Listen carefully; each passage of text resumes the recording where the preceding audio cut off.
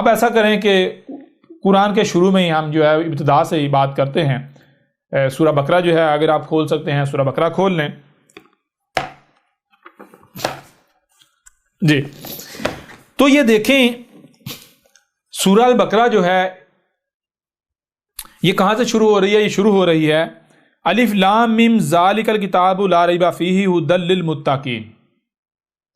یہ پہلی 2 آیات ہیں سورہ البقرہ کی. لیکن ان کے اوپر بات کرنے سے پہلے آپ کو یہ علم ہونا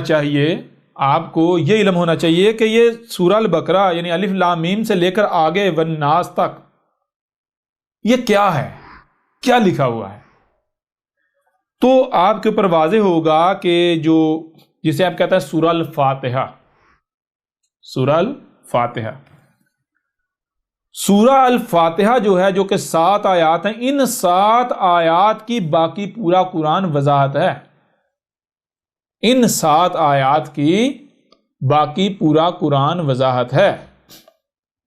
یعنی آپ یہ دیکھیں، غور کریں کہ جو لوگ یہ کہتے ہیں کہ قرآن میں صلاۃ کا ذکر تو ہے، حکم تو ہے، تفصیلات نہیں ہے، قرآن میں حج کا حکم تو ہے، تفصیلات نہیں ہے، قرآن میں زکوٰۃ کا حکم تو ہے، تفصیلات نہیں ہے، یا اس طرح باقی جو کچھ بھی ہے ذکر تو ہے، تفصیلات نہیں ہے، غسل کا ذکر تو ہے، تفصیلات نہیں ہے. میں ان لوگوں سے سوال کرتا ہوں کہ اے عقل کے اندھو، اگر تمہاری لاجک کو مان لیا جائے تو پھر سورہ الفاتحہ کیا ہے؟ سورہ الفاتحہ صرف وہ 7 آیات ہیں جن کی تفصیل آگے پورے کا پورا قرآن ہے. پورے کا پورا قرآن ان کی تفصیل ہے. کن کی؟ سورہ الفاتحہ کی جو 7 آیات ہیں سورہ الفاتحہ کی. اب میں آپ سے پوچھتا ہوں کہ کیا سورہ الفاتحہ میں آپ کو لفظ الصلاۃ ملتا ہے؟ اگر ان عقل کے اندھوں کے سامنے باقی قرآن چھپا دیا جائے، صرف سورہ الفاتحہ رکھی جائے، اور سورہ الفاتحہ کو یہ خود مانتے ہیں. محمد نے کیا کہا تھا؟ محمد نے کہا تھا جان لو یہ جو سورہ الفاتحہ یہ کیا ہے؟ یہ القرآن ہے. القرآن کا مطلب کیا ہے؟ یہ قرآن کی ماں ہے. باقی پورے کا پورا قرآن جو ہے اس سے جنم لیتا ہے، اسی سے وجود میں آتا ہے. مطلب کیا؟ یعنی اسی سے نکلتا ہے. ان 7 آیات سے باقی سارا قرآن نکلا ہے. تو اب میں آپ سے سوال کرتا ہوں، جب سورہ الفاتحہ القرآن ہے تو پھر باقی قرآن رکھے سائڈ پر، ان ملاٹوں کے سامنے صرف سورہ الفاتحہ رکھیں اور ان سے پوچھیں کہ کیا تمہیں اس میں لفظ الصلاۃ ملتا ہے؟ کہ تمہیں اس میں صلاۃ ملتی ہے؟ تو یہاں تو الصلاۃ نہیں ملے گی. ان کو پوچھے زکوٰۃ ملتی ہے؟ وہ بھی نہیں ملے گی. کیوں؟ ان 7 آیات میں کیوں یہی ملے گا؟ جناب قرآن یہ سورہ الفاتحہ میں کیا ہے؟ الحمدللہ رب العالمین الرحمن الرحیم مالک یوم الدین ایاک نعبد و ایاک نستعین اہدنا الصراط المستقیم صراط الذین انعمت علیہم غیر المغضوب علیہم ولا الضالین. ان کو صرف یہ ملے گا.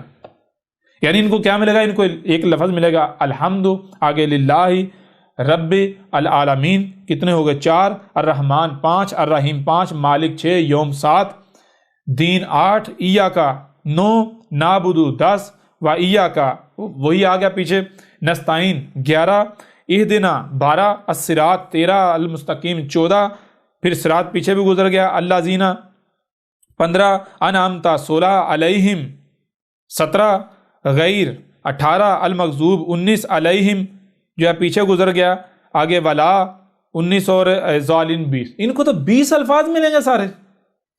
ان کو تو محض یہ 20-21 الفاظ ملیں گے. اب مجھے بتائیں کیا ان 20-21 الفاظ کے اندر کیا صلاۃ کا ذکر نہیں ہے؟ لیکن ان کو نظر آئے گا؟ نہیں آئے گا. ان کو صرف یہی 20-21 الفاظ نظر آئیں گے.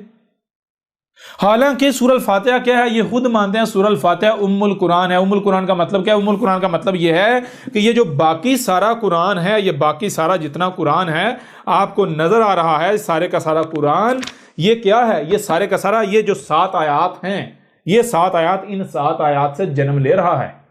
یہ سارے کا سارا قرآن ان 7 آیات کے اندر موجود ہے. تو ان میں آپ کو یاجوج اور ماجوج نظر آ رہے ہیں؟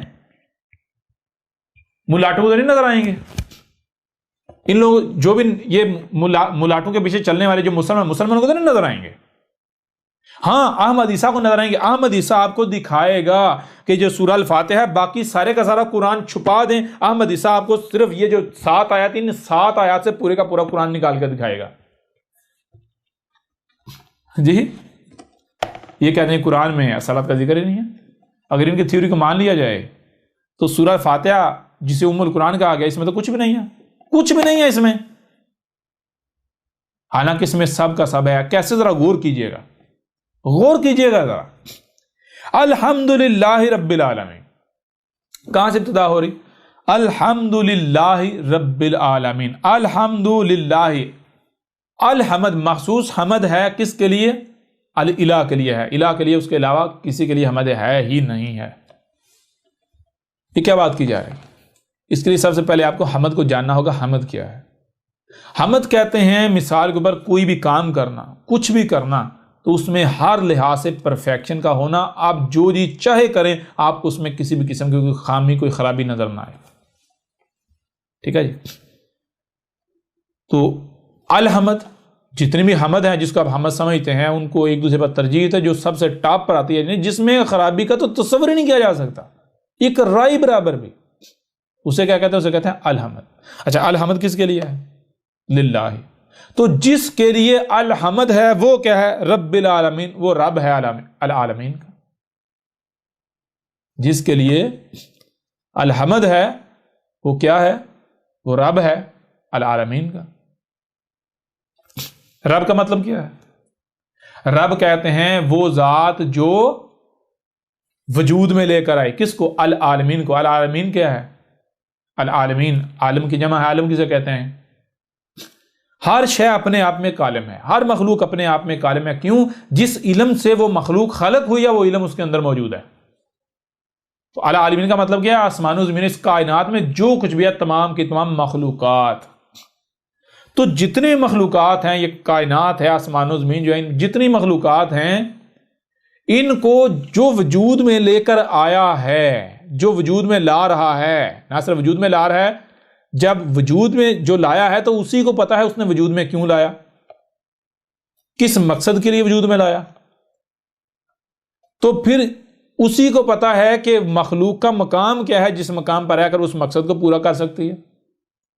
پھر اس کے علاوہ جب وہ وجود میں لایا ہے تو اسی کو پتا ہے وجود میں کیسے لایا ہے، کس سے وجود میں لایا ہے، اس کی ضروریات کیا ہیں، اس کے لیے فائدہ کس میں ہے، اس کے لیے نقصان کس میں ہے. اس لیے پھر کیا کیا جائے گا؟ یعنی پھر اسی کو حق حاصل ہے کہ اسی کی بات مانی جائے، اسی کو حق حاصل ہے کہ اسی کی دی ہوئی اشیاء کو، اسی کی پروڈیوس کیے ہوئے رزق کو استعمال کیا جائے. یعنی اس کو حق حاصل ہے کہ اپنی توجہ کا محور اسے بنا لیا جائے. کھانا ہے تو اسی کے لیے، پینا ہے تو اسی کے لیے، دیکھنا ہے تو اسی کے لیے، کوئی رائے برابر عمل کرنا ہے تو اسی سے پوچھے بغیر نہیں کرنا، اس کے حکم کے بغیر نہیں کرنا، اس کی اجازت کے بغیر نہیں کرنا، اس کی مرضی کے بغیر نہیں کرنا. ایسا کیوں ہے؟ ایسا اس لیے ہے کہا جا رہا ہے الحمدللہ رب العالمین. الحمد ہے کس کے لیے؟ الہ کے لیے. کون سا الہ؟ جو رب ہے عالمین کا. العالمین جو ان کا رب کون ہے؟ اب جب تھوڑا سا بھی آپ غور کریں گے تو آپ کو اوپر واضح ہو جائے گا. مثال کے طور پر کیا کوئی انسان ایسا ہے جو دعویٰ کرے کہ جتنی مخلوقات ان کو میں نے خلق کیا؟ کوئی انسان دعویٰ کر سکتا ہے؟ نہیں کر سکتا. کوئی اور مخلوق کر سکتی؟ نہیں کر سکتا. کون دعویٰ کر سکتا ہے؟ آپ درخت کو غور، درخت کو کون وجود میں لے کر آیا؟ تو آپ کے اوپر واضح ہو جائے گا یہی کائنات وجود میں لے کر آئی. یہ جو کائنات ہے، زمین اپنے مقام پر رہتے ہوئے اپنی ذمہ داری پوری کر رہی ہے، سورج اپنے مقام پر رہتے ہوئے اپنی پوری ذمہ داری پوری کر رہا ہے، چاند اپنے مقام پر رہتے ہوئے اپنی ذمہ داری پوری کر رہا ہے، بادل، ہوائیں، سمندر، اس طرح اسپیس، یہ کائنات، اس کائنات میں جتنی مخلوقات ہیں، ہر مخلوق جب اپنے اپنے مقام پر رہتے ہوئے اپنا اپنا مقصد پورا کرتی ہے تو گویا کہ یہ کائنات ایک وجود ہے. تو یہی کائنات رب ثابت ہوتی ہے، یہی کائنات خالق ثابت ہوتی ہے. جب یہ کائنات رب ثابت ہوتی ہے تو پھر اسی کائنات کو یہ حق حاصل ہے کہ یہی خلق کرے، یہی کسی مخلوق کا مقصد طے کرے، اسی کی بات مانی جائے، اس نے جو کچھ بھی دیا اسی کے لیے استعمال کیا جائے، اس کے خلاف استعمال نہ کیا جائے. تو یہ اب تھوڑا سا بھی آپ غور کریں گے تو آپ کے اوپر یعنی کہ انتہائی حیران کن حقائق جو کھل کر واضح ہوں گے. وہ کیا واضح ہوں گے؟ وہ یہی کہ رب العالمین یا رب العالمین کون سامنے آئے گا؟ رب العالمین یہی کائنات سامنے آئے گی.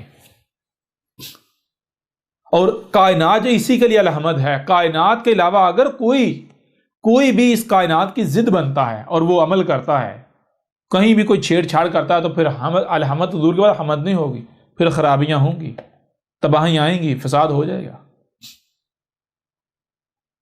صرف یہ جو پہلی آیت ہے اس میں غور کریں تو سب کچھ آپ کو نظر آ جائے گا، سب کچھ نظر آ جائے گا، ٹھیک ہے جی، سب کچھ نظر۔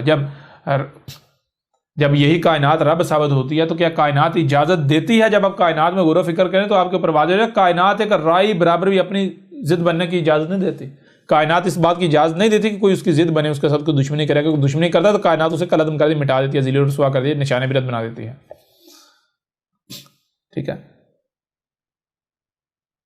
یعنی کہ یہ پہلی آیت جو ہے یہ آپ کے اوپر اس قدر حقائق کھول کر رکھتی ہے، اس قدر حقائق کھول کر رکھتی ہے کہ پیچھے کچھ رہتا ہی نہیں ہے۔ یہ سمجھے کہ جو پہلی آیت ہے، جیسے سورہ الفاتحہ جو ہے یہ ام القرآن ہے، باقی پورے قرآن کی ماں ہے، تو یہ جو سورہ الفاتحہ کی پہلی آیت ہے یہ سورہ الفاتحہ جو اس کی بھی ماں ہے، یہ ام الفاتحہ کیا ہے؟ ام الفاتحہ ہے پہلی ہی آیت۔ یہ صرف ایک آیت جو ہے یہ سب کچھ آپ کے اوپر کھول کر واضح کر دیتی ہے۔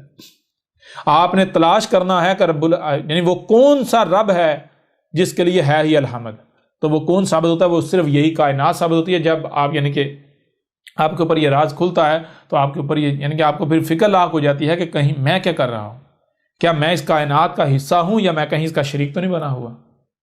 اگر میں حصہ ہوں تو پھر تو الحمدللہ زبردست ٹھیک ہے، اور اگر میں حصہ نہیں ہوں بلکہ میں شریک ہوں تو پھر میرا ہر عمل کس کا عمل ہے؟ میرے ہر عمل سے خرابیاں ہو رہی ہیں، میں اس کائنات کا دشمن بناؤں، اس کائنات کا شریک بناؤں، یہ کائنات مجھے نہیں چھوڑے گی، مجھے نہیں بخشے گی، یہ کائنات مجھے نشان عبرت بنا دے گی، یہ کائنات مجھے ذلیل و رسوا کر دے گی، ٹھیک ہے نا؟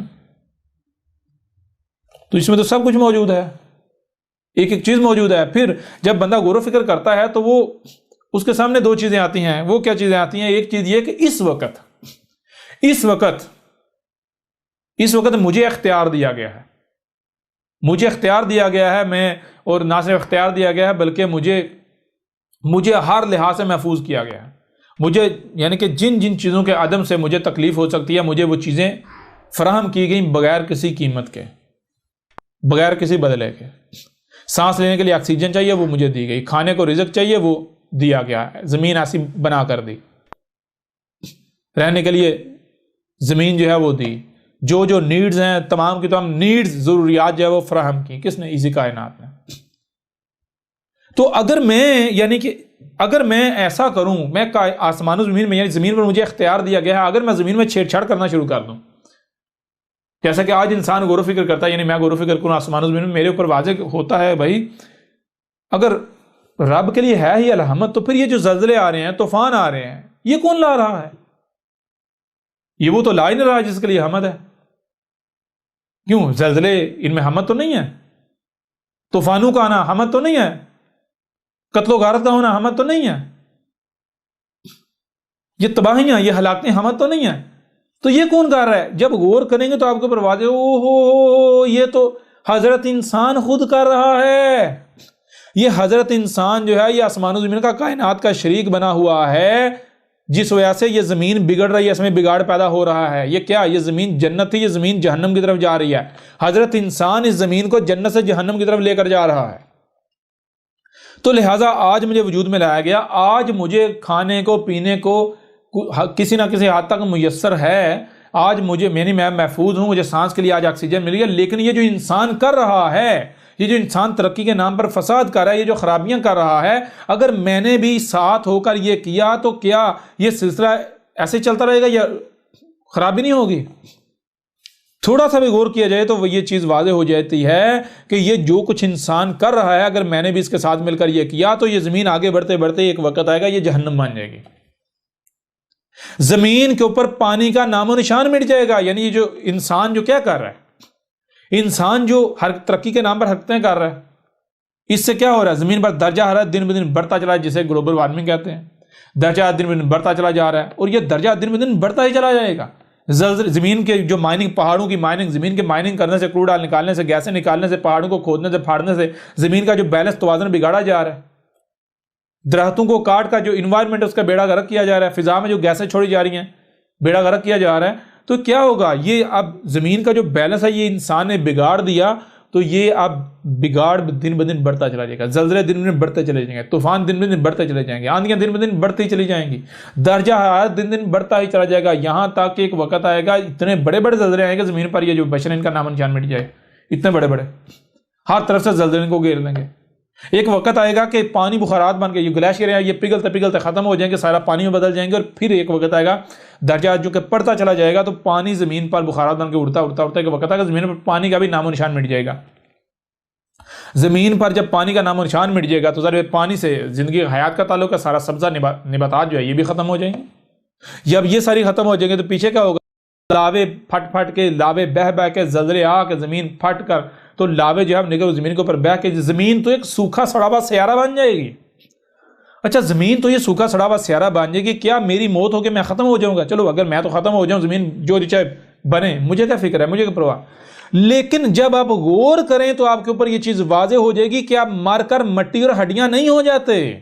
اگر کوئی یہ سمجھتا ہے کہ ہم مر کر مٹی اور ہڈیاں ہو جائیں گے, وہ جی جیسے مسلمان کہتے ہیں جی مر کر ہم مٹی ہڈیاں ہو جائیں گے, اس کے بعد ہم آخرت میں قیامت کے دن اٹھائے جائیں گے. وہ کل کہیں گے کون سی آخرت اور کون سی قیامت, کسی آخرت کہا کسی گیا, تمہیں تو یہ نہیں پتا. تم آسمان و زمین رائے برابر بھی غور کرو, تمہارے اوپر یہ چیز بالکل کھل کر واضح ہو جائے گی. کوئی بھی شے مٹتے نہیں ہے, وہ حالت بدلتی ہے. جسے آپ کہتے ہیں کسی شے کی موت ہوگی, وہ موت نہیں ہوتی, ڈیتھ ختم نہیں ہو جاتی شے, وہ ایک حالت بدلتی ہے. یعنی کہ دیکھیں غور کریں, مثال کے طور پر آپ کو پہلی مثال دیتی بڑی آسان سی. ایک کوئی بھی شے آپ خرید کر لاتے ہیں, کوئی بھی شے, مثال کے طور پر آپ یعنی کہ ایک گاڑی لے کر آتے ہیں. گاڑی کس سے بنی ہوئی؟ لوہے سے. لوہے کو, پلاسٹک کو, کاپر کو جناب پروسیس کر کے اس کو ایک گاڑی بنا دیا. اب گاڑی استعمال کی جائے گی کب تک؟ جب تک وہ استعمال ہو سکتی ہے. جب وہ اس کا یہ مقصد پورا ہو جائے گا, یعنی جس مقصد کے لیے لوہے کو, کاپر کو, سلور کو, اس میٹیریل کو گاڑی کی شکل میں ڈالا, جب یہ مقصد پورا ہو جائے گا تو کیا اس کو ایسے سجا دیا جائے گا کہیں؟ نہیں, بلکہ اس کو ریسائیکل کر کے اس سے پھر کچھ اور بنا دیا جائے گا. اسے وہ جو بنایا جائے گا پھر اسے استعمال کیا جائے گا جس مقصد وہ بنایا گیا. جب وہ مقصد پورا ہو جائے گا اسے پھر ریسائیکل کر کے پھر نئی چیز بنائی جائے گی. تو اس طرح یہ ریسائیکل نیا, ریسائیکل نیا, ریسائیکل, یہ سلسلہ چلتا رہتا ہے بالکل اسی طرح. اور یہ قانون ہے, یہ آسمان و زمین کا, اس کائنات کا قانون ہے. آپ مر کر مٹی اور ہڈیاں نہیں ہوتے, بلکہ آپ کو ریسائیکل کیا جاتا ہے, کہ نئی مخلوق بنا دیا جاتا ہے. اس کے آگے پھر نئی مخلوق بنا دیا جاتا ہے, اس سے آگے پھر نئی مخلوق بنا دیا جاتا ہے, اس سے آگے پھر نئی مخلوق بنا دیا جاتا ہے. تو آپ یہیں پر رہو گے. موت حیات, موت حیات, موت حیات, یحییکم و یمیتکم. یحییکم و یمیتکم مطلب کیا؟ یحیی نہیں, یحیی کا مطلب کیا ہے؟ بار بار حیات کیا جا رہا ہے. بار حیات کسے کہتے ہیں؟ میٹیریل کے مواد کو جوڑ کر کوئی ظاہری شکل وجود بنا دینا. اور یمیت کا مطلب بار بار موت دی جا رہی ہے. موت کسے کہتے ہیں؟ میٹیریل دوبارہ میٹیریل کو بکھیر دینا, جو شکل بنائی تھی صورت اس کو پھر ختم کر دینا, بار بار ختم کیا جا رہا ہے. یحییکم و یمیتکم, یحییکم و یمیتکم, تمہیں بار بار نہ صرف بنایا جا رہا ہے, مٹایا جا رہا ہے, بنایا جا رہا ہے, مٹایا جا رہا ہے, بنایا جا رہا ہے, مٹایا جا رہا ہے, بنایا جا رہا ہے, مٹایا جا رہا ہے, جسے کہتے ہیں پنرجنم. یہ آپ آسمان و زمین میں غور کریں, آپ کے اوپر یہ چیز بالکل کھل کر واضح ہو جائے گی کہ ہاں حقیقت یہی ہے, یہ کائنات کا قانون ہے.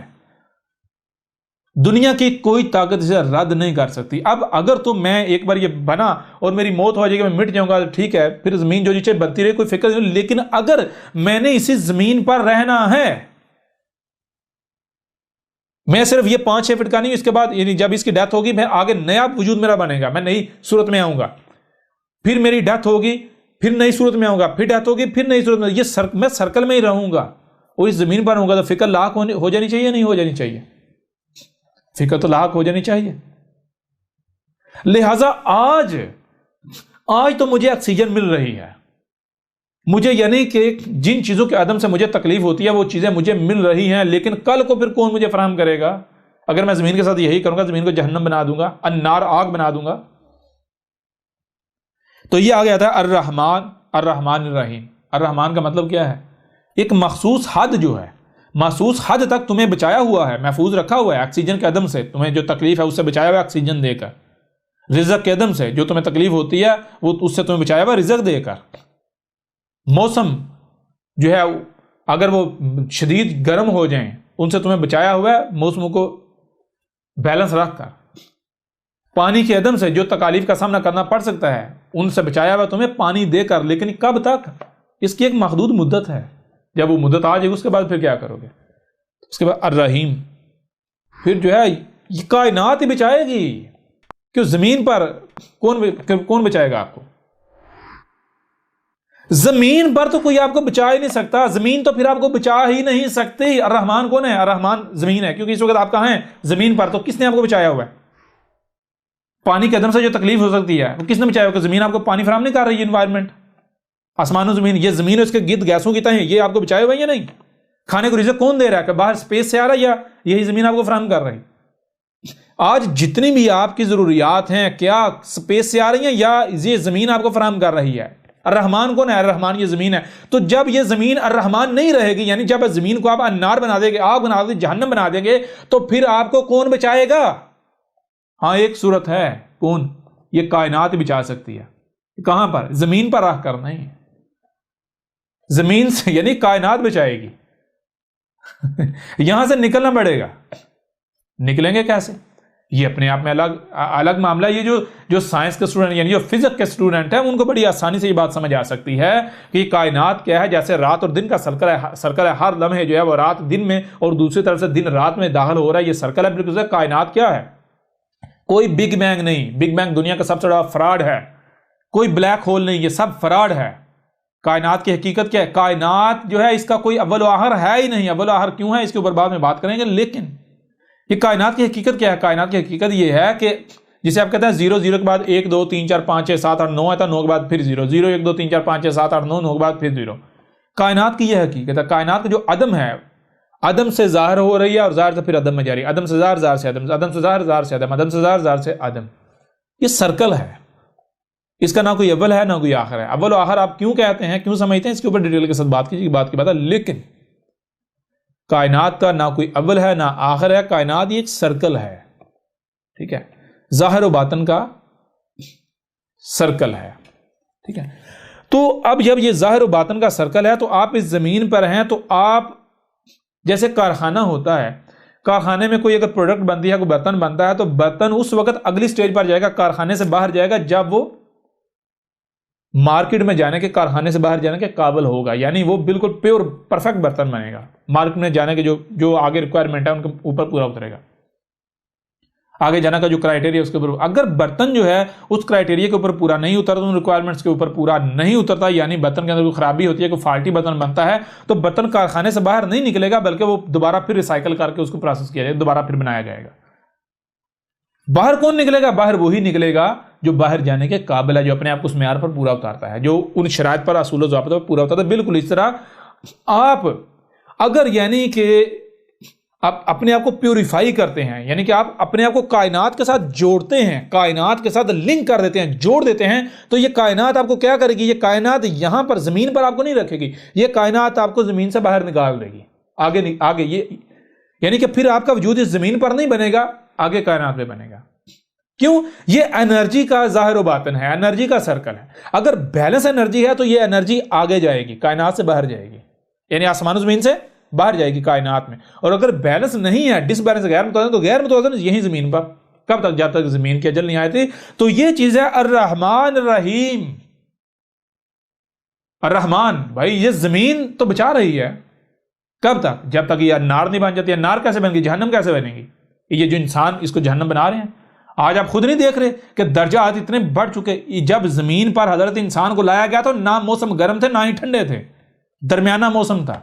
زمین پر نہ ہی درندے تھے نہ ہی بالکل شریف جانور تھے، درمیانے جانور تھے۔ کوئی کسی کو کاٹتا نہیں تھا، کوئی چیختا نہیں تھا، کوئی داڑتا نہیں تھا، کوئی کسی کو نقصان نہیں پہنچاتا تھا۔ یہ سب کچھ بیلنس تھا، متوازن تھا۔ یہ حضرت انسان نے پنگے لے کر زمین میں، آسمان زمین میں چھیڑ چھاڑ کر کے سب کچھ جو ہے آہستہ آہستہ بگاڑتے یہ انسان نے زمین کو جہنم بنا دیا۔ ہذہ جہنم اللاتی ان کنتم توعدون، یہ تھی وہ جہنم جس کا تم سے وعدہ کیا جا رہا۔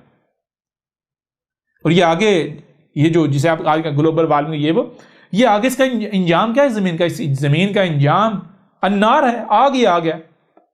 سوکھے سڑے پتھر ہوں گے، لاوے جو بہے ہوئے ہیں وہ، اور اوپر سے شدید گرمی، پانی کا نام و نشان نہیں ہوگا۔ پھر آپ کو یہیں سروائیو کرنا پڑے گا، وہی سرکل میں رہنا پڑے گا یہیں پر، جب تک زمین کے اجل نہیں آئے تھے۔ یہ ہے وہ جہنم۔ تو یہ فکر لاکھ ہو جانی چاہیے کہ میں کیا کر رہا ہوں۔ اگر میں بھی ان لوگوں کے ساتھ جیسے یہ کرے، میں بھی اگر وہی کروں گا تو میں یہاں سے نکلوں گا کیسے نکلوں گا اس آسمان و زمین سے؟ جب میں یہیں رہوں گا، یہاں سے نہیں نکل پاؤں گا، یہیں رہوں گا، تو میں تو یہیں بار بار یعنی یہیں پر موت حیات موت حیات موت حیات. اور زمین کی جو حالت ہے ابھی سے یہ حالت ہے, ابھی سے یہاں یہ رہنے کے قابل نہیں رہی, کیا اس کا ہو چکا ہے تو آگے چل کے کیا ہوگا؟ یہ تو مکمل جہنم مان جانی نا. لہذا پھر کیا کرنا ہے؟ پھر فکر لاحق ہو جاتی ہے, میرے رب میں یہاں سے کیسے نکلوں؟ بھائی کیسے اپنے آپ کو پیوریفائی کروں؟ پیوریفائی کیسے کروں؟ وہی پھر اپنے آپ کو 100% کائنات کے آگے سرنڈر کر دے. وہی آگے وہی مالک یوم الدین. یعنی کہ پھر ایسا کرنا ہے, پھر ایسا کر کہ جو دین ہے, دین کسے کہتے ہیں؟ دین کہتے ہیں خود اپنے ہی آپ کو بنا رہے ہونا. یہ کائنات ہے جو خود اپنے ہی آپ کو بنا رہی ہے. اس طرح اب اگر آپ نے خود اپنے ہی آپ کو بنانا ہے, کیا بنانا ہے؟ کائنات بنانا ہے, نیچر بنانا ہے, تو پھر مالک بنا دیں کسے؟ یہ جو اس کے لیے جتنا پیریڈ جو مدت درکار ہے, اس کے لیے پھر جو خالق ہے یہ کائنات, اسی کو مالک بنا لیں, اس سے پہلے کہ وہ خود مالک ہونے کا دعویٰ خود مالک بن جائے. جب وہ مالک بن جائے گی تو پھر آپ کے پاس کوئی اختیار نہیں ہوگا, اختیار لیس ہو جائیں گے. آج آپ کے پاس اختیار ہے, آج خود اسے مالک یوم الدین تسلیم کر لیں. ٹھیک ہے جی, آپ اس کو مالک تسلیم کر لیں. اور کیا کریں پھر؟ ایاک نعبد و ایاک نستعین, یعنی کہ یہ تسلیم کر لیں کہ اس کائنات کے علاوہ, یہ جو کائنات ہے رب, اس کے علاوہ کوئی بھی ایسا نہیں ہے کہ جس کی عبادت کی جائے. یعنی جس کے لیے, یعنی کہ آپ کو سننے کے لیے آپ کو کان دیے گئے, آنکھیں دی گئی, دماغ دیا گیا, ہاتھ دیے گئے, ٹانگیں دی گئی, زبان دی گئی, جو بھی دیا گیا, اس کائنات کے علاوہ کوئی بھی نہیں ہے جس کے لیے ان کا استعمال کیا جائے. ٹھیک ہے نا؟ اسی کی عبادت کی جائے. عبادت کا مطلب کیا؟ جو کچھ بھی آپ کو دیا گیا اسی کے لیے استعمال کیا جائے, کائنات کے لیے. ہاتھوں کا استعمال کرنا کائنات کے لیے, زبان کا استعمال کرنا کائنات کے لیے, جو بھی دیا گیا ہے کائنات کے لیے.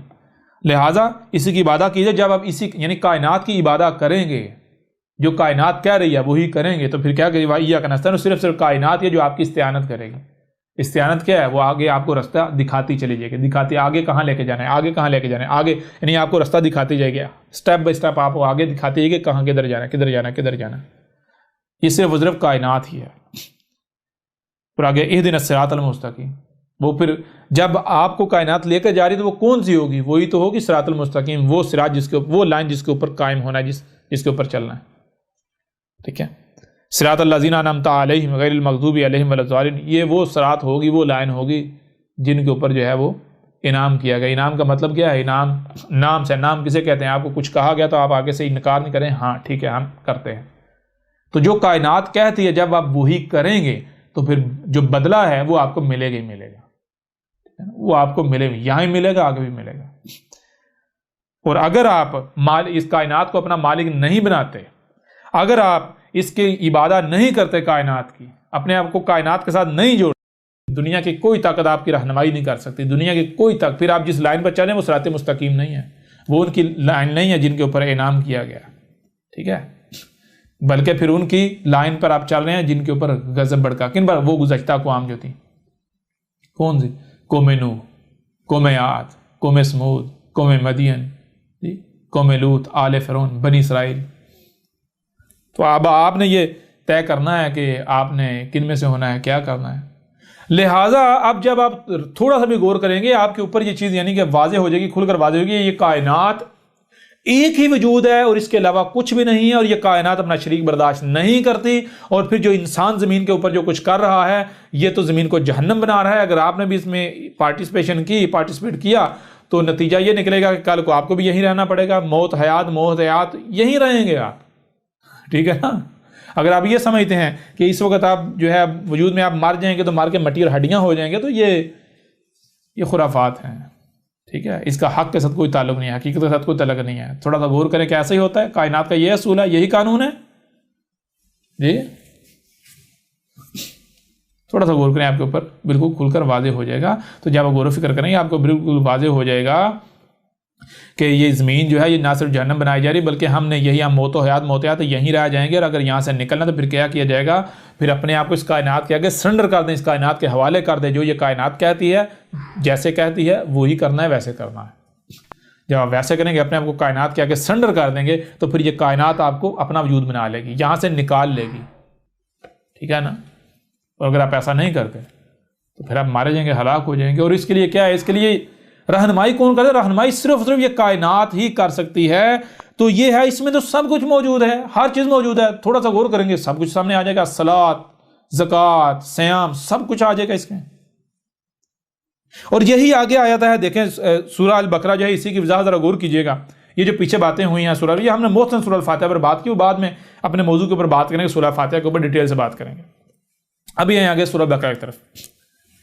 اب دیکھیں سورہ البقرہ جو ہے اس کی جو پہلی 10 آیات ہیں، سورہ البقرہ کی پہلی 10 آیات جو ہیں، یہ 10 آیات سورہ الفاتحہ جو ہے اس کی وضاحت ہے. پھر یہ جو سورہ البقرہ کی پہلی 10 آیات ہیں، انہی کی وضاحت ہے پورا قرآن، انہی کی وضاحت ہے پورا قرآن ہر پہلو سے.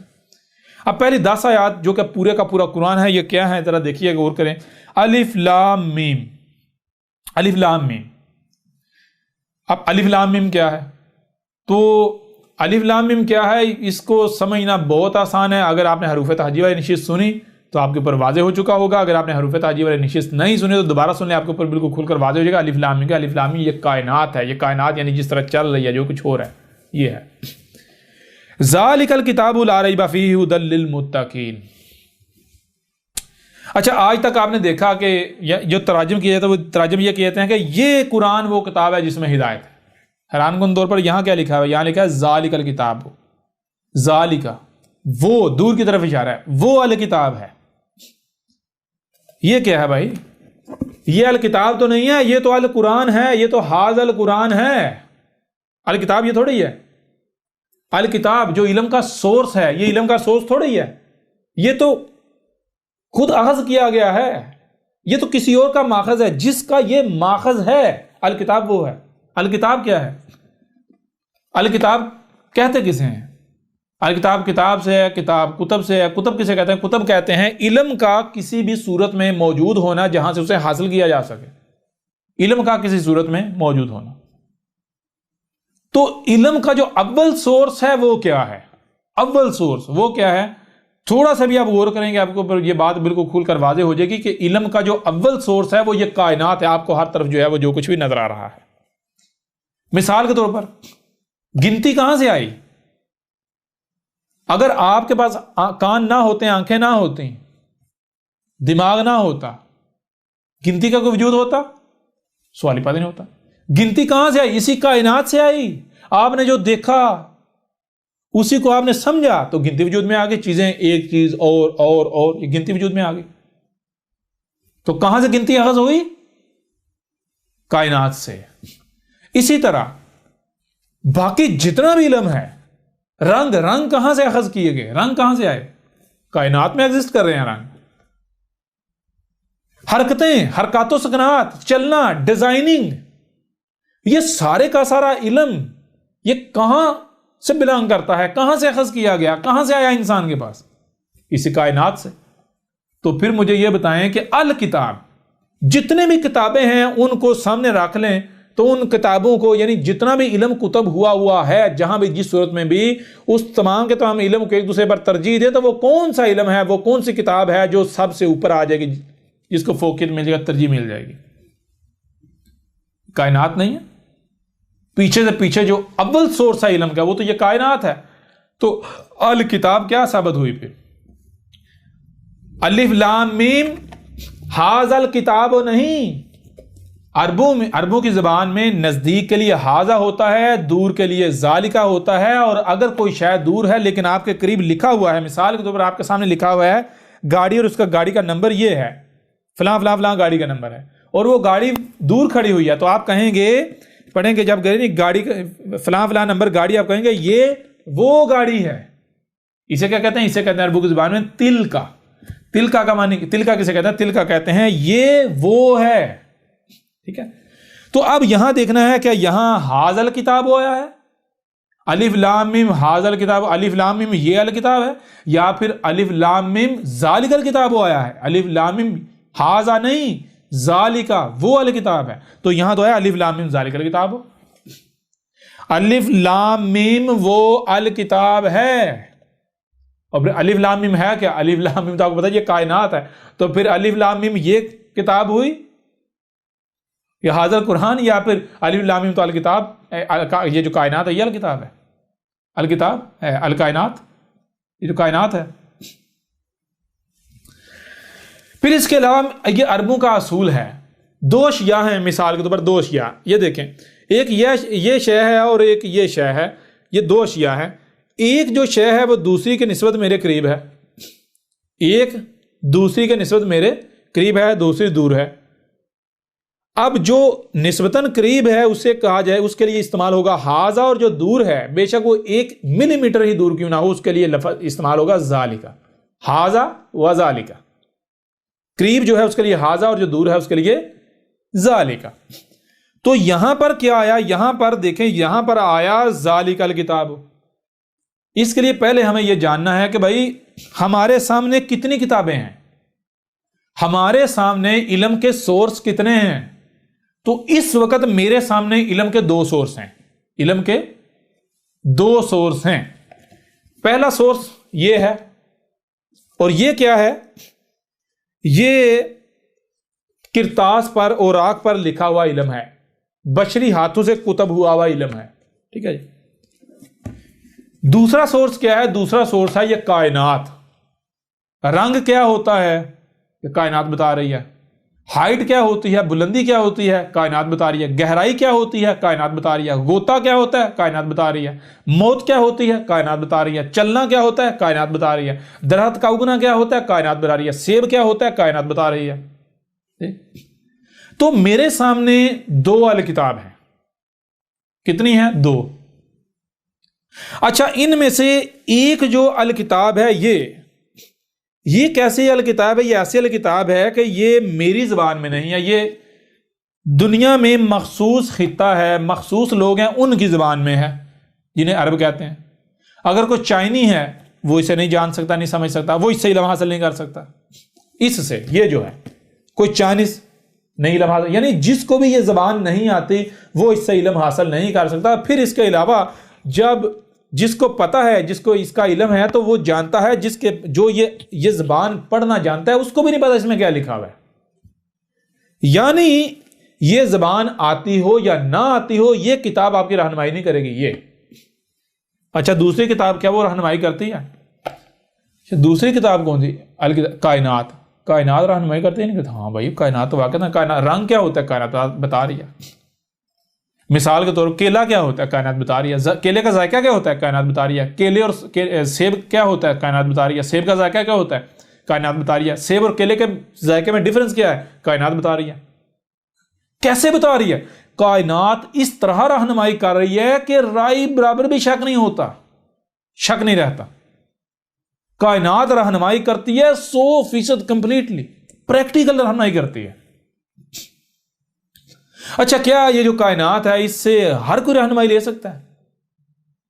بھائی، اس کائنات سے ہر وہ شخص رہنمائی لے سکتا ہے جس کے پاس کان، آنکھیں اور جو سنائی اور دکھائی اسے سمجھنے کی صلاحیت ہے۔ اب سمجھ آئی کہ ہمیں کان، آنکھیں، جو سنائی اور دکھائی دے رہا ہے اسے سمجھنے کی صلاحیت دی گئی، تو کیوں دی گئی؟ یہ صلاحیتیں کیوں دی گئی؟ یعنی یہ جو کائنات ہے یہ ایسی کتاب ہے کہ اس کو پڑھنے کے لیے سمجھنے کے لیے آپ کو کس چیز کی ضرورت ہے؟ اس کو پڑھنے کے لیے آپ کو زبان کی ضرورت نہیں ہے۔ کائنات کو پڑھنے کے لیے آپ کو کان، آنکھیں، جو ان سے سنائی اور دکھائی دے رہا ہے اسے سمجھنے کی صلاحیت ہونی چاہیے۔ آپ کے پاس یہ ٹولز ہونے چاہیے۔ لہذا دنیا میں جس کسی کے پاس بھی یہ ٹولز ہیں وہ کائنات سے ہدایت رہنمائی لے سکتا ہے۔ قبر کیا ہے؟ کائنات رہنمائی کر رہی۔ بندہ، کوئی بھی شخص وجود میں کیسے آتا ہے؟ کائنات رہنمائی کر رہی۔ وجود میں لا کون رہا ہے، یعنی رب کون ہے؟ کائنات جو ہے وہ رہنمائی کر رہی۔ کوئی بھی مخلوق جو ہے کیسے وجود میں آتی ہے؟ کائنات رہنمائی کر رہی۔ یعنی ہر لحاظ سے کائنات رہنمائی کر رہی ہے۔ تو میرے سامنے کتنی کتابیں ہیں؟ 2۔ تو ان میں ہدایت کس میں ہے؟ ان میں سے اس میں تو ہدایت ثابت نہیں ہوتی۔ یہ کیا ہے؟ او بھائی، یہ الکتاب تو نہیں ہے، یہ تو القرآن ہے۔ یعنی یہ تو وہ علم ہے جو الکتاب سے اخذ کیا گیا، یہ تو الکتاب کا ماخذ ہے۔ تو ہدایت کس میں ہے؟ ذالک الکتاب لا ریب فیہ ھدی للمتقین۔ کہ الکتاب جو ہے، الکتاب میں رائی برابر بھی شک نہیں ہے کہ الکتاب میں رہنمائی ہے، ہدایت ہے، 100% رہنمائی ہے، 100% باریک سے باریک رہنمائی ہے، باریک سے باریک رہنمائی ہے، ایسے رہنمائی ہے جیسے کہ اندھے کا ہاتھ پکڑ کے اس کے ساتھ ساتھ چلا جاتا ہے، پریکٹیکل کروایا جاتا ہے۔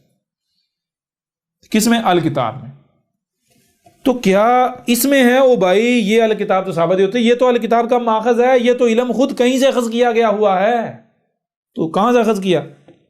یہ تو اچھا، اس میں کس کا ذکر ہے؟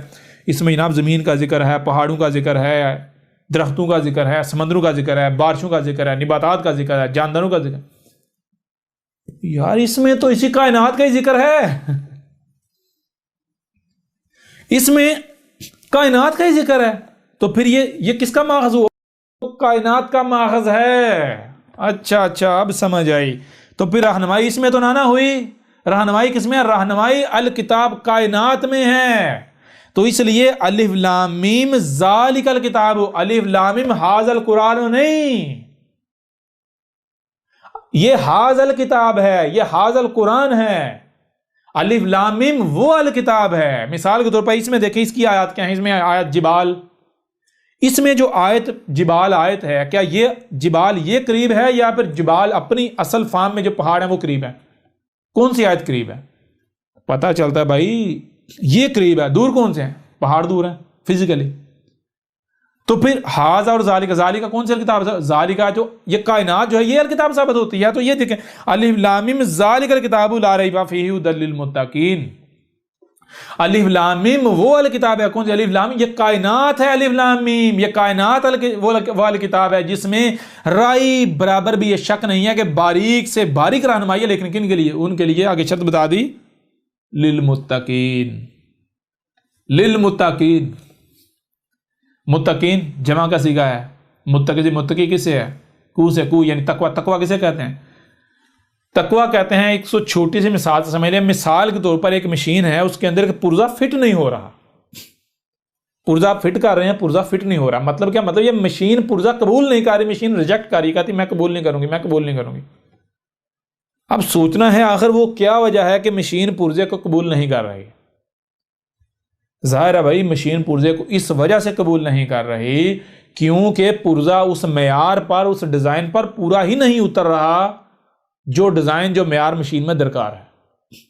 جب پرزہ اس معیار پر، اس ڈیزائن پر پورا اترے گا جو مشین میں درکار ہے تو مشین اسے قبول کر لے گی۔ پھر نہ صرف مشین قبول کر لے گی بلکہ اس کے بعد پرزے کو کیوں وجود میں لایا گیا، پرزے نے کیا کرنا ہے کیا نہیں کرنا، پرزہ تمام تر فکروں سے آزاد ہو جائے گا۔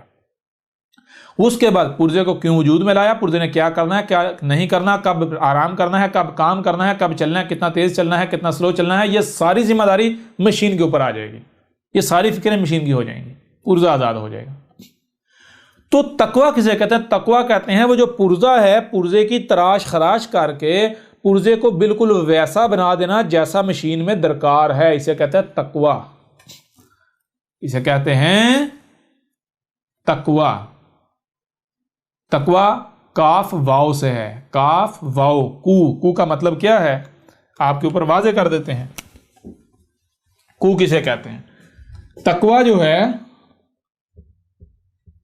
تقوی ہے کو سے، کاف جمع واو۔ کاف کسے کہتے ہیں؟ آپ کو بتایا تھا کاف جو ہے یہ گول والا دائرہ، یعنی جسے گول والی ہے کہتے ہیں، اور یہ جسے آپ نون گنا کہہ لیں یہ ہے، اور اس کے اوپر یہ دو ڈاٹ ہیں۔ کاف کہتے ہیں یہ گولا دائرہ کہ یہ کسی بھی شے کا اظہار کر رہا ہے، کوئی بھی شے، یہ دو ڈاٹ جو دو نقطے ہیں یہ کیا ہیں؟ کسی شے کے اوپر نظر کا ہونا، آنکھیں، اس کے اوپر توجہ ہونا۔ اب کسی شے کے اوپر توجہ ہے، اب اس شے کو وہاں سے اٹھا کر آگے لے جانا، یہاں، پھر اس کے اوپر نظر ہے یہاں سے اٹھا کر آگے لے جانا، یہاں، پھر اس کے اوپر نظر ہے یہاں سے اٹھا کر آگے لے جانا، یہاں، پھر نظر ہے اٹھا کر آگے لے جانا۔ آپ جب کائنات میں غور و فکر کریں گے تو آپ کو پتہ چلے گا کہ کائنات کا نظام یہ ہے کہ کائنات میں کوئی بھی شے ساقط نہیں ہے، نمبر ایک۔ دوسری چیز یہ ہے، دوسری بات یہ ہے کہ ہر شے کو کسی نہ کسی مقصد کے لیے وجود میں لایا جاتا ہے، اور اسے جب وجود میں لایا جاتا ہے تو جس مقصد کے وجود میں لایا گیا جب تک وہ اس مقصد کو پورا نہیں کرتی تب تک وہ وہیں رہتی ہے، جب اس مقصد کو پورا کر دیتی تو کائنات ہی اس وجود کو اٹھا کر وہاں سے گھما کر آگے لے جاتی ہے کسی اور مقام پر، اس کا کچھ اور بنا دیتی ہے۔ وہاں پر جس مقصد کی لائے گی وہ مقصد جب شے پورا کرتی ہے، اس شے کو وہاں سے اٹھا کر پھر آگے لے جایا جاتا ہے۔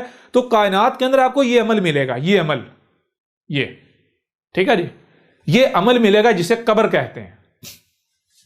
اب یہ جو عمل ہے اس کو آسان یعنی کہ کم سے کم یعنی شارٹ ایکشن جو ہے وہ لیا جائے ڈسکرائب کرنے کے لیے، وہ یہ بن جاتا ہے، یہ اتنا، یہ جسے کہتے ہیں کاف، ٹھیک ہے جی۔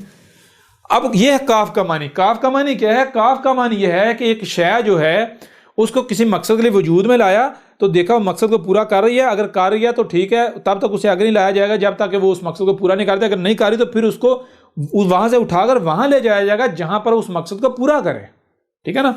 تو یہ چیز ہے۔ آگے آتا ہے واؤ، واؤ کا معنی کیا؟ واؤ کہتے ہیں اور، یعنی وہی آگے لے جانا، اور آگے لے جاؤ، اور آگے لے جاؤ، اور آگے لے جاؤ، یعنی واؤ کہتے ہیں یعنی گول والی شے، یہ گول والا دائرہ شے کا اظہار، اور آگے یہ اس کے ساتھ رے لگا لیں، رے کا مطلب کیا ہے؟ چلنا۔ تو واؤ کہتے ہیں کوئی شے جو ہے وہ چل رہی ہے، کوئی شے چل رہی ہے، وجود چل رہا ہے۔ تو کاف واؤ کو، کاف واؤ کو معنی کیا بنے گا؟ کاف واؤ کو کا معنی بنتا ہے کہ کوئی شے جو ہے آپ اس کو آگے کو چلا رہے ہیں، کیسے؟ اس کے اوپر آپ کی نظر ہے، آپ اسے دیکھ رہے ہیں کہ کیا یہ یعنی اس مقام کے اہل ہے، یعنی اس کو اس کے مقام پر لے جا رہے ہیں۔ یعنی مثال کے طور پر کوئی پرزہ ہے، یعنی کو اور آسان سے سمجھ لیں، مثال کے طور پر کوئی شے، کوئی پرزہ ہے، آپ اس پرزے کو یعنی کہ اس جگہ پر فٹ کر مشین میں فٹ کرنے کی کوشش کرتے ہیں تو وہ فٹ نہیں ہوتا، وہ تھوڑا موٹا ہے، آپ کہتے ہیں اس کو رگڑو، آپ رگڑتے ہیں، آپ کہتے ہیں آپ چیک کرو، چیک کیا ابھی بھی نہیں آ رہا، اور رگڑو، اور رگڑا، پھر چیک کیا نہیں آ رہا، اور رگڑو، یعنی اس وقت تک اس کی تراش خراش کرتے رہنا کرتے رہنا کرتے رہنا جب تک کہ وہ پرزہ مشین میں قبول نہ ہو جائے، مشین پرزے کو قبول نہ کر لے، اسے کہتے ہیں کو۔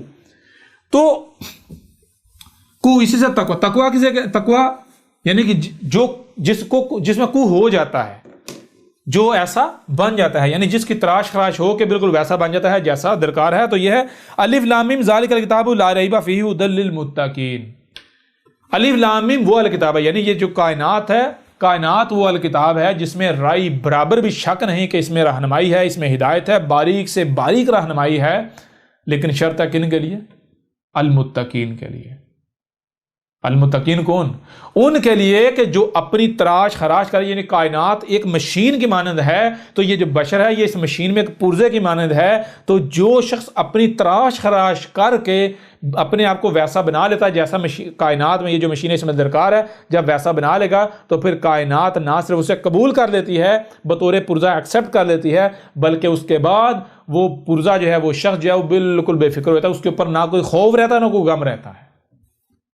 اس نے کیا کرنا ہے، کیا نہیں کرنا، کتنا کرنا ہے، کتنا نہیں کرنا، اس کی کوئی فکر نہیں، وہ تمام تر فکروں سے آزاد ہو جاتا ہے۔ پھر یہ جو الکتاب ہے یہ اس کی رہنمائی کرتی ہے، بالکل ایسے جیسے مشین کے اندر پرزہ ہوتا ہے، جب پرزہ مشین میں فٹ ہو جائے تو پھر مشینوں سے چلاتی ہے، بالکل ایسے ہی جب ایک شخص جو ہے جب اس میں وہ متقی بن جاتا ہے تو نہ صرف یہ جو کائنات ہے اسے قبول کر لیتی ہے، وہ کائنات کا حصہ، کائنات کا وجود بن جاتا ہے، بلکہ اس کے بعد وہ تمام تر فکروں سے آزاد ہو جاتا ہے۔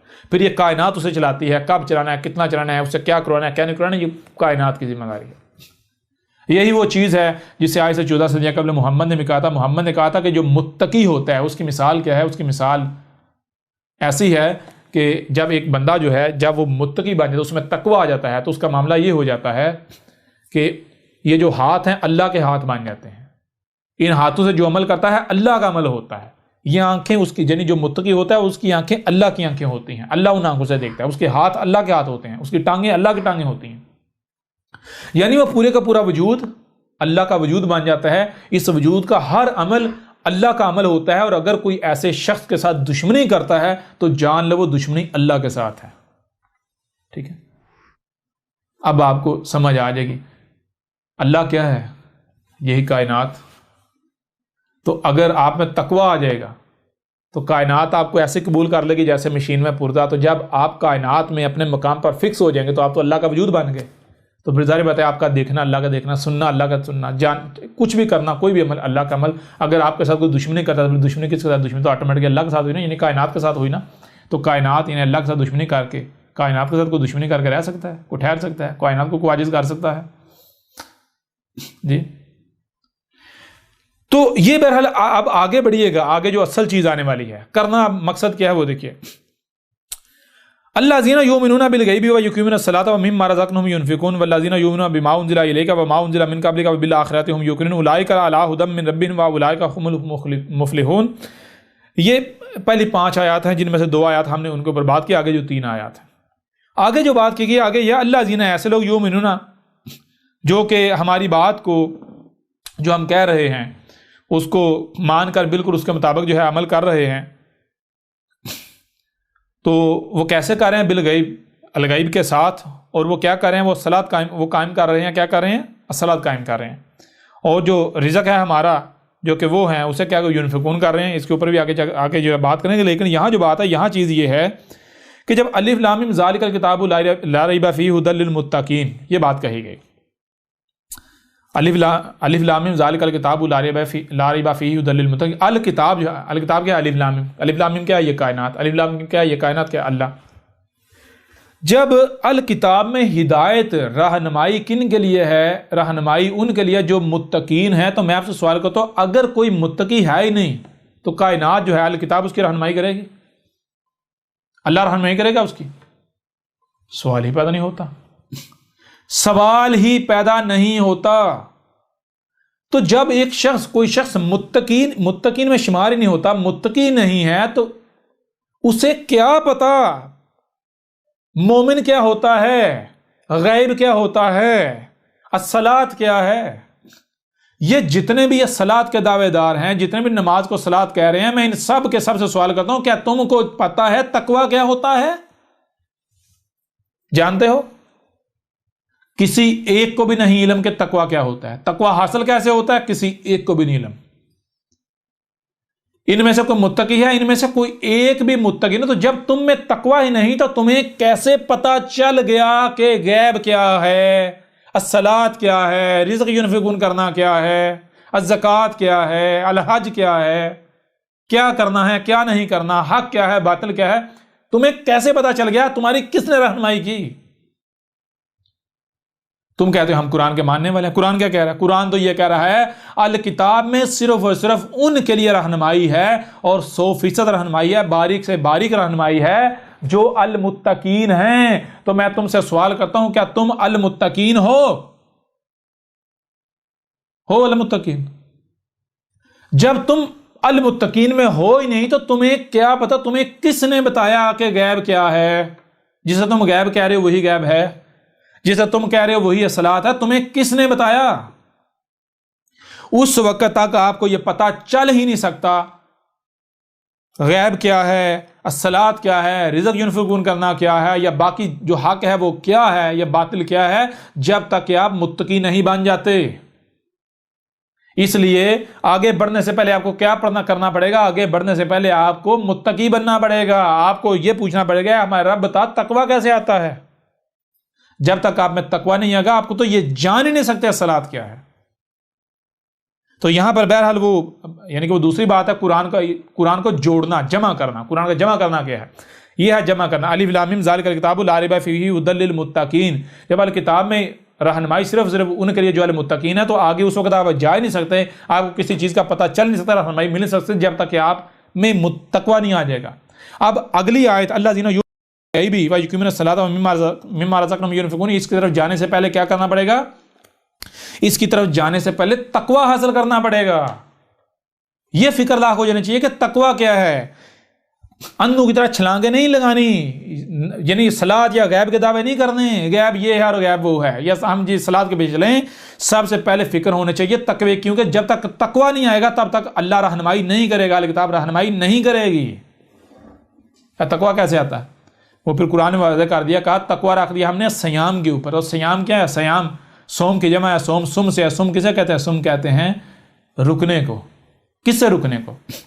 آپ کو جو کچھ بھی دیا گیا اس کے استعمال سے رکنا۔ کیوں رکنا؟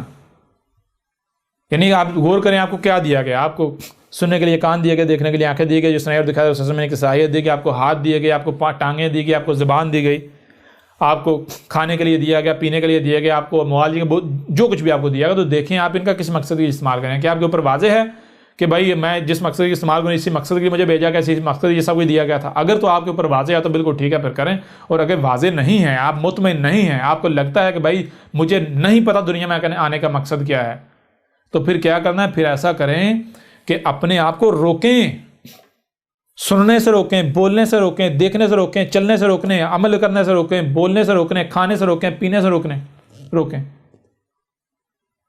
آپ اپنے آپ کو روکیں۔ جب آپ روکیں گے تو کیا ہوگا؟ پھر آپ بالکل ویسے بن جائیں گے جیسے کائنات کو درکار ہیں۔ اور صرف روکنا نہیں، یعنی کیا کرنا ہے؟ اپنے آپ کو آپ نے نیچر، کائنات بنانا ہے، اپنے آپ کو کائنات کے ساتھ، نیچر کے ساتھ جوڑنا ہے۔ کیسے جڑیں گے؟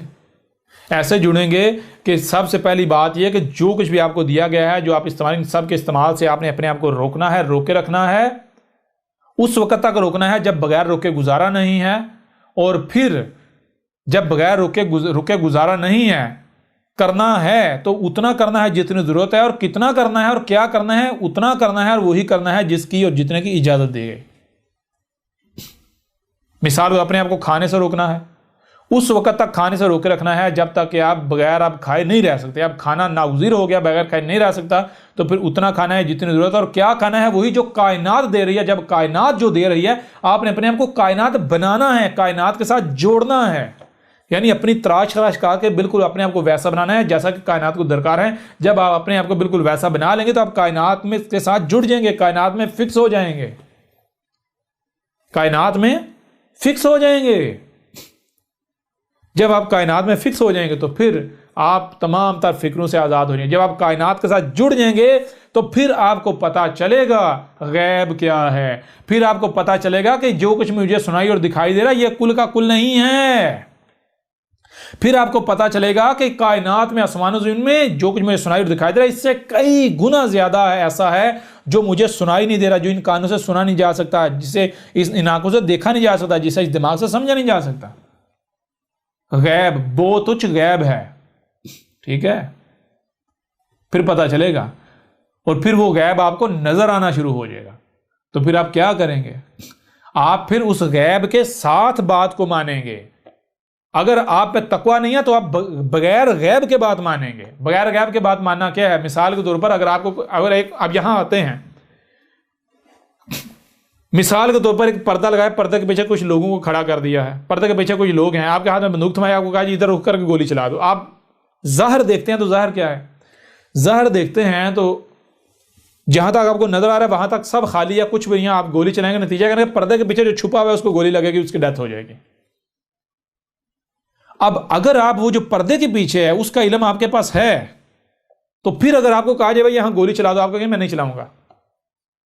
آپ سے پوچھا جائے کیوں نہیں چلاؤں گا، آپ کو کہے بھائی میں جو چھپا ہوا ہے نا اس کی وجہ سے نہیں چلا رہا میں، کیونکہ اگر میں یہاں گولی چلاؤں گا تو وہ جو چھپا ہوا ہے اس کو گولی لگ جائے گی، میرا یہ عمل اسے نقصان پہنچائے گا، میرا یہ عمل اسے ہارم کرے گا۔ یہ ہے غیب کے ساتھ مومن بننا، غیب کے ساتھ جو کہا جا رہا ہے اسے تسلیم کرنا۔ یعنی جب آپ کائنات کے ساتھ جڑ جائیں گے، کائنات سے جڑ جائیں گے تو پھر آپ کوئی بھی عمل کریں گے تو صرف ظاہر دیکھ کر نہیں کریں گے، کوئی بھی عمل کریں گے تو پھر آپ جو غیب ہے، جو چھپا ہوا ہے اسے بھی سامنے، اسے بھی مد نظر رکھ کے عمل کریں گے۔ کیوں؟ کیونکہ آپ جانتے ہیں، آپ کو پتا ہے کہ یہ میرا رب ہے، یہ اللہ ہے، اگر میں نے کوئی بھی عمل کیا تو جو مجھے ظاہر نظر آ رہا ہے یہی کل کا کل نہیں ہے، میرا کوئی بھی عمل کروں گا تو اس عمل کا لازم کوئی نہ کوئی افیکٹ ہوگا، افیکٹس ہوں گے، اثرات ہوں گے۔ تو اگر میں نے ظاہر کو سامنے رکھ کے عمل کیا تو جو غیب ہے، جو چھپا ہوا ہے اس کو میرا عمل جو ہے وہ ہارم کرے گا، نقصان پہنچائے گا، خرابیاں کرے گا، میرا عمل ان کے اوپر منفی اثرات ڈالے گا۔ تو مجرم کون ہوگا؟ مجرم میں خود بنوں گا، یہ دشمنی میرے رب کے ساتھ ہوگی، تو پھر مجرم بنوں گا یا نہیں بنوں گا؟ رب پھر مجھے اسی طرح کا بدلہ دے گا یا نہیں دے گا؟ لہٰذا کوئی بھی عمل کرنا ہے تو پھر صرف ایک پہلو دیکھ کر نہیں کرنا، دونوں پہلو دیکھ کر کرنے ہیں۔ اگر آپ کو شوق ہے گاڑی خریدنے کا تو خریدو گاڑی، لیکن پہلے دیکھو، صرف اس کا ظاہری پہلو نہ دیکھو کہ بڑی تیز چلتی ہے، بڑی آرام دہ ہے، بڑی پرسکون ہے، اس کا باطنی پہلو بھی دیکھو کہ وہ بنی کیسے ہے۔ جب میں اسے استعمال کروں گا تو کیا اس کے استعمال سے کائنات میں کہیں کوئی خرابی تو نہیں ہوگی؟ اور جب آپ غور کریں آپ کو پتہ چلے گا وہ جب بنی ہے تو بنی کیسے ہے؟ آسمان و زمین میں فساد کر کے، رب کے ساتھ دشمنی کر کے، اور پھر جب اسے آپ استعمال کریں گے، اس سے جو گیسیں خارج کریں گے تو زمین جہنم نہیں بنے گی اس سے؟ مخلوقات کا قتل نہیں ہوگا، آسمان و زمین میں فساد نہیں ہوگا. جب آپ یہ فساد کریں گے تو اس فساد کا ذمہ دار کون ہے؟ آپ نہیں ہیں. تو اس کا بدلہ کسے دیا جائے گا؟ بدلہ ڈیزرو کون کرتا ہے؟ کہ آپ نہیں کرتے. بدلہ کسی اور کو دیا جائے گا، جہنم میں کسی اور کو ڈالا جائے گا. جب جہنم آپ خود اپنے ہاتھوں سے بنا رہے ہیں تو آپ کے لیے ہے نا، خود بنا رہے ہو، ہم تو نہیں بنا رہے. تو یہ ہے غیب کے ساتھ مومن بننا.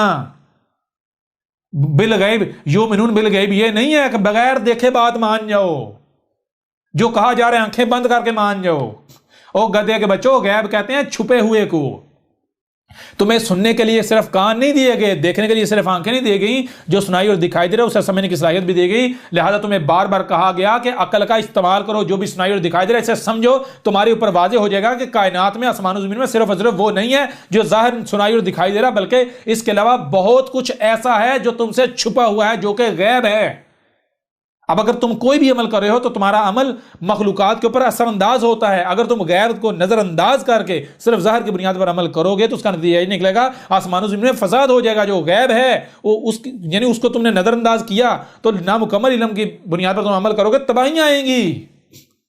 یؤمنون بالغیب، بالغیب کیا ہے؟ غیب کے ساتھ.